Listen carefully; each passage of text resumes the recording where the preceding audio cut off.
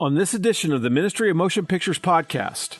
And the doors opened, and it was completely quiet. It was striking that everyone was thinking and were deeply moved, and I was moved by that.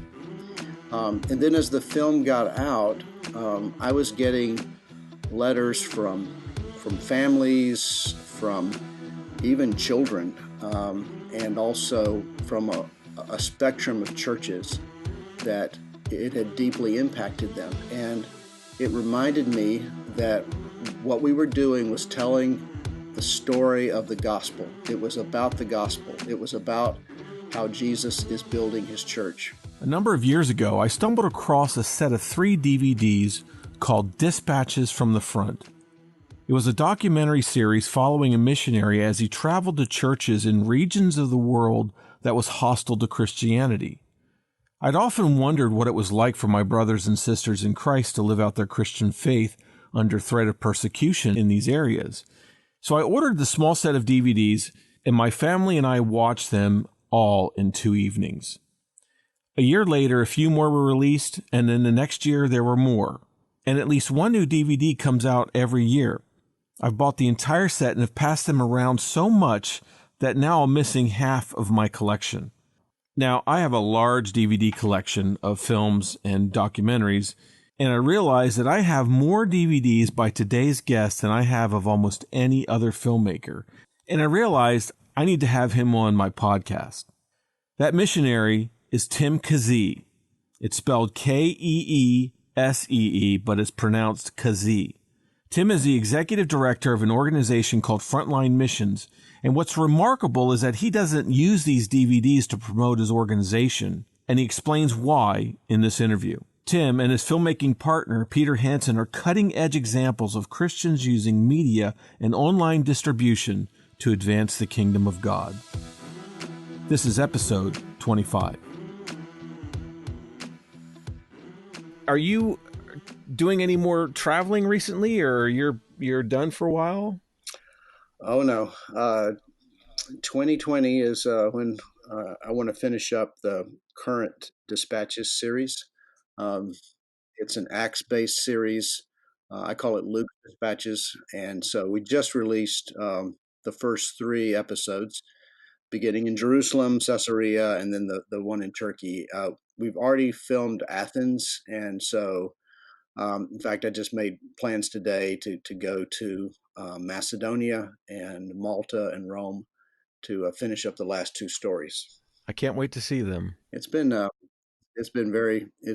It's been a dream of mine to walk through the book of Acts in places and visualize it. But I think more importantly for my purposes, I mean this isn't like the 7 churches of Revelation tour or whatever. I'm not a tour guide. I want to show the gospel at work in those places today to underscore that what Jesus began in the first century, he continues in our day. I mean, I have really appreciated your videos because very often when we hear about the church in other countries, we hear about the tragedies and we hear about people being, wrongfully imprisoned. We don't hardly ever see the church functioning on its day to day. And that's what I appreciate about your videos is it puts us in the place of those brothers and sisters in Christ. And we see what their lives are like and what they're struggling with on a day to day basis. Yes. And it's very encouraging to see the pastors and their passion and their boldness in the face of real, credible danger for them and their families, and they're advancing the gospel, and God is working, and that has just been such an encouragement. Yes. To watch those. Yeah, to me too. So you have 10 DVDs in the original set, and I believe you started around 2009, I think was the first Yes. Dispatch. Actually, we shot the first film in 2007, but it was not released for a year and a half. During that year and a half, well, the main thing is we just didn't know what we were doing. some new opportunities were opening for frontline missions in Afghanistan. And so I was just busy with a lot of things. And also, a lot of Job's friends gathered around me on the ash heap and told me that this was never going to work. So, Wow. so it was, yeah, it was at least a year and a half before we released the first one in 2009. So, and 10 in the original series, and now in the middle of a 6-episode series in the Book of Acts. So you've been to Ethiopia, Sudan, North Africa, West Africa, Albania, Kosovo, Montenegro, Southeast Asia, China, the Middle East, India, Southern Asia, and now Jerusalem, Caesarea, Turkey, and Tyre, and Macedonia now, and Athens coming up in your next one. You've been, that's quite a travelogue. Uh, yeah, I have a few frequent flyer miles, to be sure. So let's go back to this Job thing. So tell me how this started. Yeah, I am. I'm not a filmmaker as such. If I understand that job description, I oversee a mission organization that is focused on restricted access countries. And over the years, I have published in our newsletter excerpts from my journal because I am a journaler, and I'm way back in the 90s during the war in Bosnia and during the time the Soviet Union was collapsing. I was on the ground with pastors and different situations over there, and I was writing everything that I was seeing, and I was publishing excerpts in our newsletter, and I did that for many years. And one time, an elder in my church who was also a filmmaker, he came to me and said, the way you write, the way we feel that we are with you in these situations, if we could just add video to this, it would take it to a whole nother level. And so he laid out a plan for that. I took a look at it and I thought, well, let's try one. Let me go to a part of the world that I'm very familiar with. And at that time, I was doing a lot of work in Indonesia, Cambodia, that part of the world. And so we went over there and shot the film that we call Islands on the Edge. And as I said, sat around for about a year and a half. But when that was released, it was really amazing to me. I remember the first time it was shown in a church. It was shown in my church. And when the film ended, the pastor got up and tears in his eyes, and he just began to pray. And he then closed the service. And I'd gone out into the lobby, and the doors opened, and it was completely quiet, which is so unlike the end of a church service where all the noise and sound and greetings and farewells, and which is perfectly normal and fine. But it was striking that everyone was thinking and were deeply moved, and I was moved by that. And then as the film got out, I was getting letters from families, from even children, and also from a spectrum of churches that it had deeply impacted them. And it reminded me that what we were doing was telling the story of the gospel. It was about the gospel. It was about how Jesus is building his church. And it reinforced a commitment that I have about this series, is that it will not be about raising money. We will not get to the end of the film and people are deeply moved by what they've seen, and then I come on and say, and for $20 a month, you can save a starving child. And I did not want this to look like some elaborate infomercial. I wanted people to move by the power of the gospel, because God may want a lot more than their $20. He may want them. And so it was going to be about the gospel. It was not going to be to raise money. It was not also going to be to promote anyone's organization, not even Frontline Missions International. I mean, our Hmm. name is on it because people need to know who produced it. But many of the people that are in these stories are just friends of mine all over the world. They're not formally part of our organization. We're not promoting Frontline through this. We're promoting the work of God worldwide. And I think because of that, more people can enter into it, uh, Yes. and say, "Hey, this is part of my family story. This is part of what my God is doing in the world. Hey, those are my brothers and sisters there, and we're gonna be in heaven one day. But wow, I get to see them now, and I get to, in a sense, sit in a worship service with them now." And so I was just so encouraged by that. And so we did a second film and a third, and I really never thought it would get beyond maybe 3 or 4 films. But we've tried to produce now about one a year. Hmm. We've kind of exceeded that, and done about 12 in the past 10 years now. That's powerful. I mean, that I see that now. I had not put my finger on that yet until you just said it, that this isn't promoting Frontline, because I did have to go looking for Frontline missions. It was not very apparent what organization you were working with through these. But Well, I guess I succeeded then.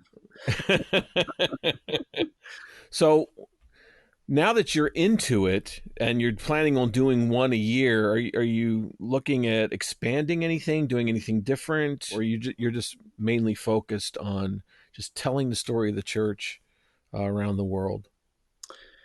Well, I can't think of a bigger story to tell, and there's so many Mm. facets of it, and there's so many stories. I've put some of them in a book, and I want to go back in some cases and put video to those stories. But so I have ideas beyond the Luke's Dispatches series, which will, Hmm. Lord willing, finish up this year. But in addition to that, starting this summer, I'm doing a joint project with Tim Challies. It's Oh. called Worship Round the World, and it is I will say it is an audacious project. It's going to be about 2 years long in making it, um, but the heart of it is this: from the rising of the sun to its setting, let the name of the Lord be praised. And Wow. so it is a simple and yet deeply profound truth that one day of the week, the first day of the week, Christians gather to worship the risen Christ all over the world. And you can track with the sun and find Christians worshiping Jesus. And Mm. so we're literally going to do that in about 12 episodes, 12 locations, tracking with the sun, beginning with the sun rising in the Pacific on the other side of the international date line, and then concluding with the sun setting in the Pacific on this side of the date line. It's going to ultimately be 13 episodes. The 13th one I call a global celebration. Uh, this great chorus of worshipers all over the world. And then there's Mm. going to be a book, which I'll be taking the lead on the book side of this project called Worship Around the World. That sounds like a great project. I can't wait to see that. So, what challenges do you face mostly creating these shows? I mean, there's always logistical challenges, but that's just part of life and travel. I think the biggest challenge for me is the pressure that I feel to get the story right and to step into a setting. In some of the dispatches that we've produced, I had never been to the country before. So I'm coming into a setting and doing research before I get there, but figuring a lot of things out. And the format isn't, it's not really a documentary. It's not a scripted program. It's more of a travel log, and I write about what happens as our days unfold there. And this keeps a sense of immediacy about it because we literally don't know how it's all going to turn out. So there's pressure to stay up with the writing. What am I seeing? What am I experiencing? How am I understanding this? And how can I communicate this to the church, to brothers and sisters who will see this? Um, it's one of the reasons why on the field I never look at the film while my colleague Pete Hansen is filming. I don't look at the film. I don't see the film until we're back and I've already recorded my journal and we're into it. Because if I was looking at the film there, it's just inevitable that I would be writing to what he filmed. And he has to make the film fit what I write and what I see and what I experience. So, um, yeah, so I feel that pressure about getting the story right and just really showing people how amazing our God is, how big He is, how powerful His gospel is to cross every kind of barrier. Um, so I love to tell that story, but I feel the pressure of it, responsibility of it. It's an awesome privilege and an awesome pressure. Well, I think that pressure is working for you because it's creating a certain sort of tension in the video as the audience is watching. We know that you're going into some situation that you aren't in control of, and we don't know how it's going to work out. We know what you plan to do, and that as you go through it, you face certain obstacles and challenges. I think in a few cases you actually were turned away from what you had intended to do for some reason, Mhm. politically, or there was violence rising or something. Um, but Yes. that pressure, that tension, the audience feels it, and I think it puts us in your seat and helps us to experience that almost firsthand. Mm. So I think that's working for you very well. That's good perspective. Do you have any thoughts about the role media can play in the life of the church and doing things perhaps similarly? Are you looking at media differently now than maybe when you first started? Well, as I indicated before, I didn't know what I was doing. I was just writing what I was seeing and experiencing, and we added film to it. So Yeah. I mean, I'm primarily a writer, and I love to tell the stories, and I want to make it real for people, and um, and that realness includes danger and dramatic circumstances, and it also includes just a lot of monotony and routine and boredom and difficulty and frustration that's normal to life anywhere. So, Mm, um, yeah, so I was a writer that added film to my writing, um, but as far as its role, um, there is a place. Of course, there's a place for promotional type of films for organizations. It's a way to communicate what they do. mm, Um, I I think their responsibility is just as um, accurate as they can and not present themselves as the only one who's doing God's work in the world kind of nonsense that sometimes comes across in promo films. But there's a yeah. place for those for sure. But Hmm. um, I'm really interested in um, opening people's eyes to how how big our God is and how amazing the church that He has ransomed for Himself from every tribe and language and people and nation. How how beautiful it is in its diversity and how stunning it is yet in its unity. And this is really at the heart of the reason why I'm willing and wanting to undertake a long uh, audacious project with Tim Challies, the Worship Around the World Hmm. project, because it really would be beautiful for me if people that saw the film and got the point of it, if they never looked at going to church quite the same again, Right. that whenever they went to church, they didn't view it as just what's happening within the four walls of our meeting place, that they had a realization that they were part of something so much bigger, and that before they got out of bed that morning, Christians from halfway around the globe had been worshiping the same Lord, redeemed through the same gospel. And when they go home and their day is about over, that chorus of worshipers is still taking up the praise out in the Pacific. So I want them to have this wonderful sense of connectedness to what Jesus is doing all over the world. And I would love to see more and more uh, films done like that. That's just what my heart is Hmm. for this. Well, I think that comes across very well. I mean, whenever your videos release, I buy them immediately and bring them home, and my kids and my wife and we just binge watch your videos, and we did over the Christmas for your Acts Luke series. For me, I always want to know the connectedness of the church around the world and all its various cultures and shapes and forms, and it helps me to see my participating, as you said, in my church from a completely different vantage point than just being in my own little Western bubble. Mm-hmm. One of the most encouraging of your episodes was seeing Gloria and Dave in Dubai, where they were ministering to that region, and seeing them work through Dave's declining health with it's a neurological disease Yes. that makes his arms unusable. He's in a lot of pain with his arms. But, Gloria's taking care of the kids, and Dave is continuing to preach and serve his church.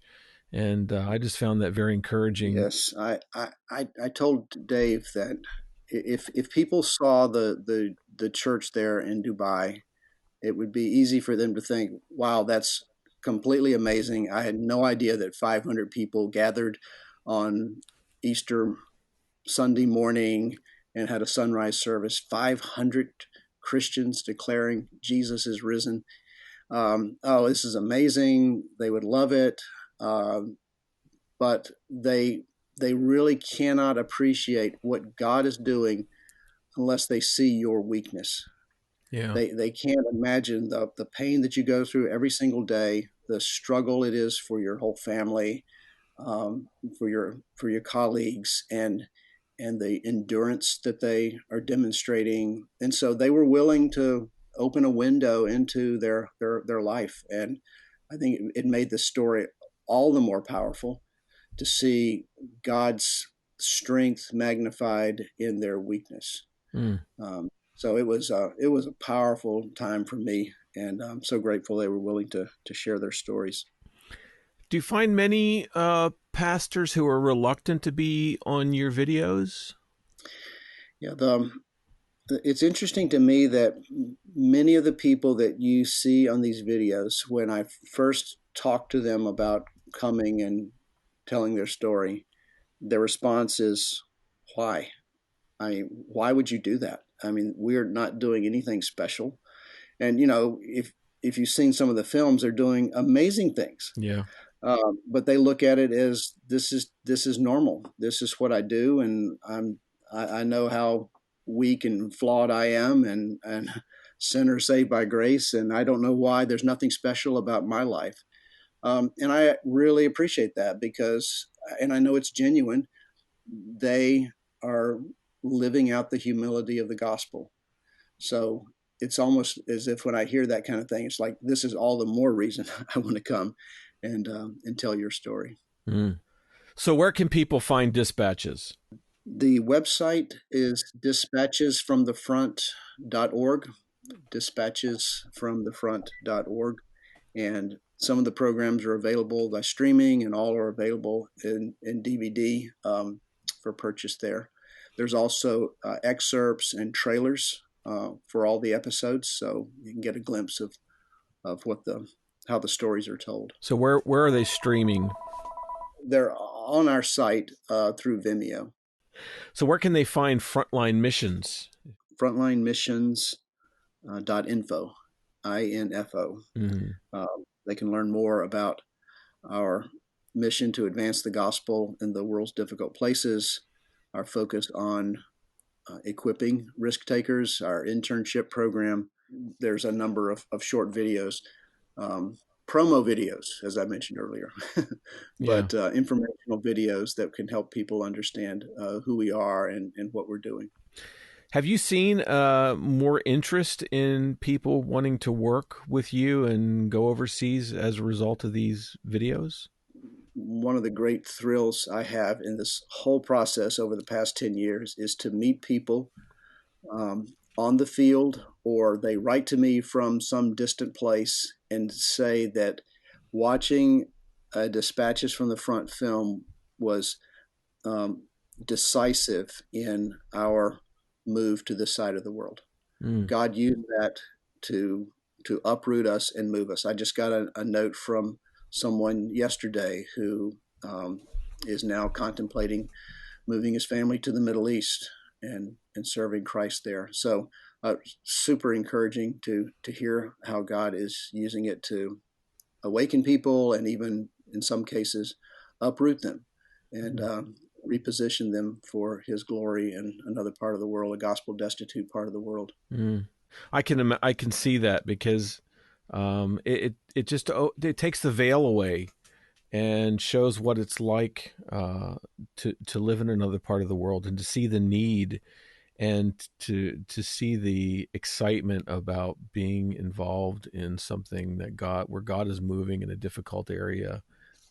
Another really thrilling thing for me is to hear from pastors from time to time who say that showing the dispatches from the front films in their churches has reinvigorated their missions program, that it's recast fresh vision for what they want to accomplish in missions. It's caused them to rethink their whole missions program, and that's also thrilling to see Hmm. because they're getting a glimpse of what gospel destitute parts of the world look like. They're getting to see kind of the ground level of missionary life, and it's helping them change how they do business, so to speak, Hmm. in the world. So that's encouraging too. Huh. I also hear from a lot of moms and dads who say that their kids are learning geography through the. I love that.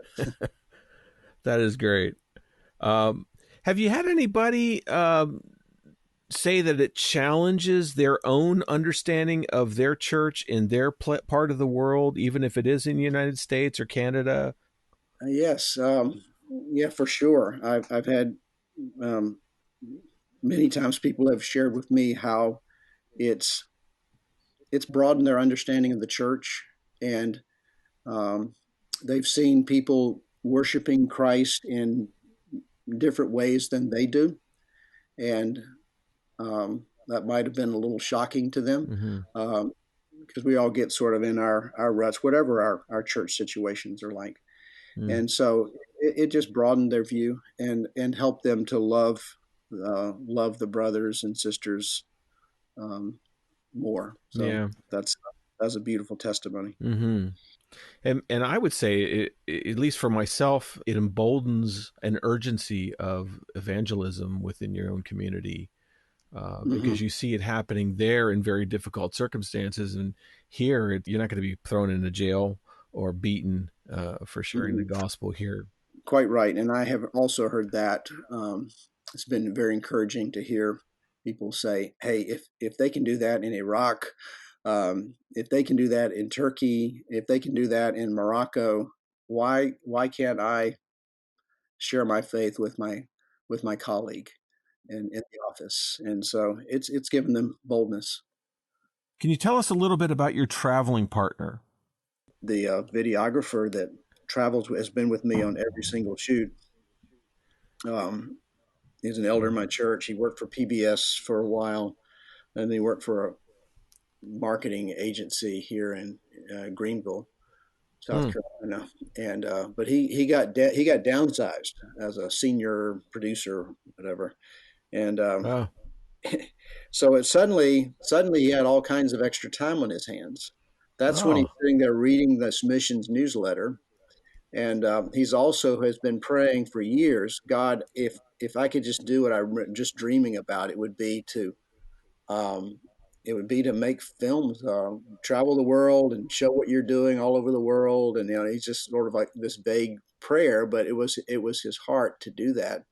And then when he got laid off, let go, he he said before I even got home from the office, and his wife wants to know why he's home so early. He says it was already like clear to me that God had answered my prayer. Now I was unemployed. I was going to have to start doing commercial work to just make ends meet, but he was going to now be free to do these films, and so he's done a lot for different groups. But he and I Hmm. have done this dispatches thing together. So Oh, that's great. And um, that's Peter Hansen. Yes. Mm-hmm. Well, Tim, I think your work has been invaluable to the church, and the larger work I think that God is doing in your videos and in your testimony is probably even broader than what you think, and I'm sure you think that as well. And I just want to thank you for your boldness and your faithfulness in ministering to the church as you have. And I'm really looking forward to what you are going to be doing in the future, especially with this worship series. This is really an amazing gift to the church. Well, thank you, Todd, and pray for us in that. It's an audacious project. So Yes. we need God's strength. We need open doors. We need His help. Do you have any specific prayer requests that you need right now?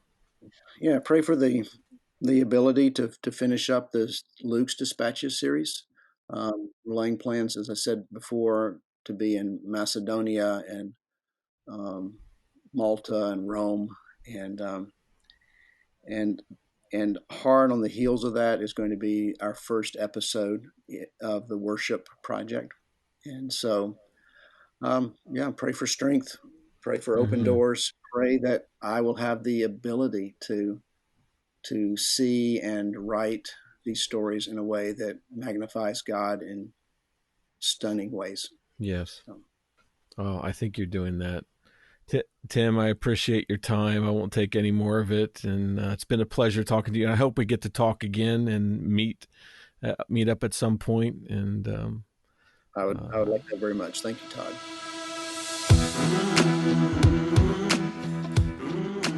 On the website, I've put links to all of Tim's videos, his books, and his organization, Frontline Missions.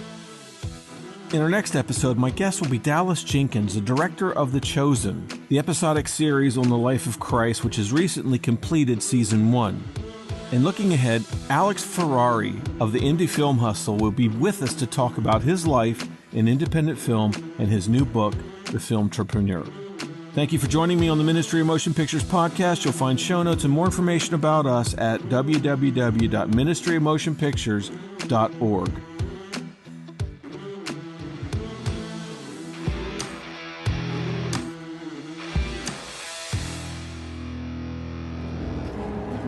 What we do in life